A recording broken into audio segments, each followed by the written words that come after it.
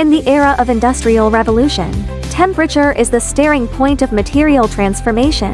Zhuzhou Hongyi Technology Co., Ltd. has always been on the journey of the new material revolution, writing a story of precision and breakthroughs. We focus on the field of high-temperature industrial furnaces, providing from R&D to service, providing a full-process thermal solution, ultra-high-temperature graphitization furnaces, vacuum sintering furnaces, induction heating systems. Each piece of equipment is a precise carrier for the dialogue between materials and heat. When ordinary raw materials restructure their crystal phases at a high temperature of 3000, when carbon fibers achieve extraordinary strength and precise temperature control. This is the practical interpretation of turning stone into gold. The height of technology determine the breadth of the industry.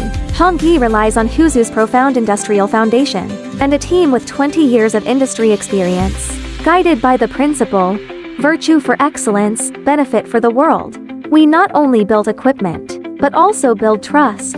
10-minute response mechanism, 30-minute solution, a 24-hour on-site support service system.